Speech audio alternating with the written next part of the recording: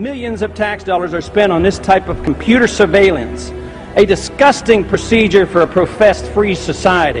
They're overstepping the bound. Just the other day, they walked into somebody's house. They suspected he was a drug dealer. He was using his automatic selector, and then police marched in, and they said it looked like a gun after they killed the man. In America! Is that what America's all about? I'd say no. We want privacy. Less government for individual liberty, get the government off our backs, a more sensible foreign policy.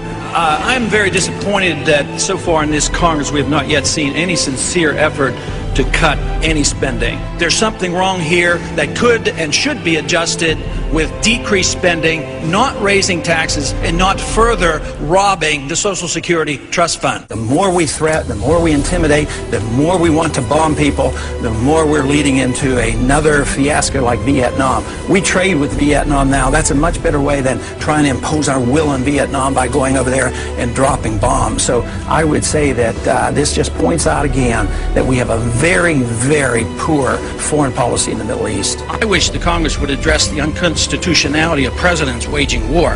That, to me, is a lot more serious than Monica Lewinsky, let me tell you. The corporations are in bed with the government. Peace and harmony can never be achieved by bombs and intimidation. Mr. Speaker, over the last 3 to 4 years, I've come to the floor on numerous occasions trying to sound a warning about both our foreign policy and our monetary policy. The cause is the Federal Reserve.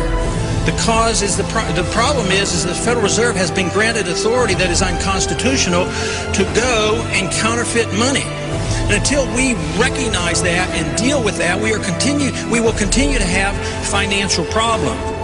The Federal Reserve credit created during the last 8 months has not stimulated economic growth in technology or the industrial section, but a lot of it ended up in the expanding real estate bubble. This too will burst, as all bubbles do. During the next decade, the American people will become poorer and less free.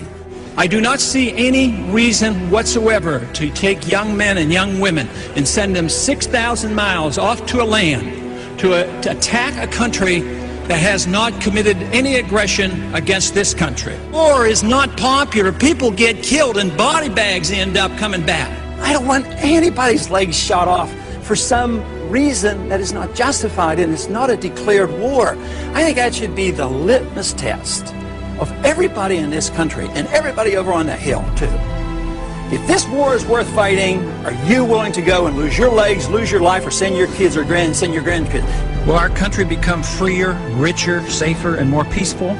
Or will we continue to suffer from lost civil liberties, a stagnant economy, terrorist threats, and an expanding war in the Middle East and Central Asia?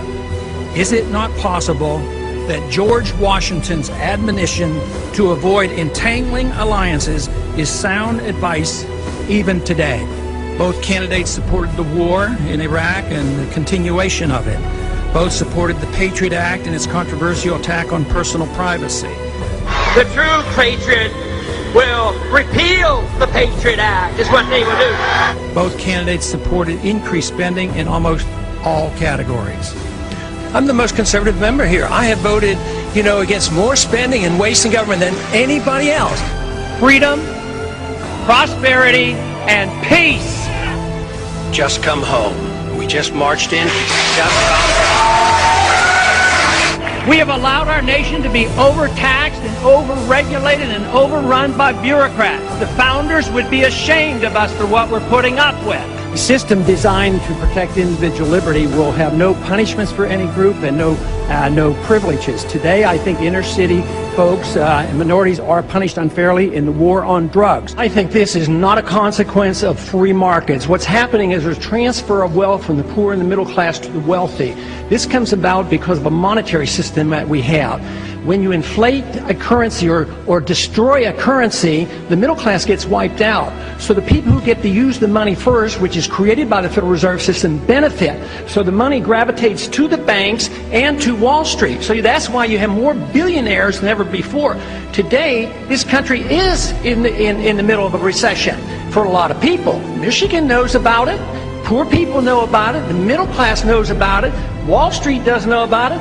Washington, D.C. doesn't know about it, but it's because of the monetary system and the excessive spending. As long as we live beyond our means, we are destined to live beneath our means, and we have lived beyond our means because we are financing a foreign policy that is so extravagant and beyond what we can control, as well as the spending here at home, and we're depending on the creation of money out of thin air, which is nothing more than debasement of the currency. It's counterfeit, and it is a natural, predictable consequence that you're going to have people benefit from it and other people suffer. So if you want a healthy economy, you have to study monetary theory and figure out why it is that we're suffering. And everybody doesn't suffer equally, or this wouldn't be so bad. It's always the poor people, those on retired incomes, that suffer the most. But the politicians and those who get to use the money first, like the military-industrial complex, they make a lot of money and they benefit from it. It is our job to check up and find what the Federal Reserve has done, audit them, and find out who their buddies are that they're taking care of. It's trillions of dollars we're spending on these wars.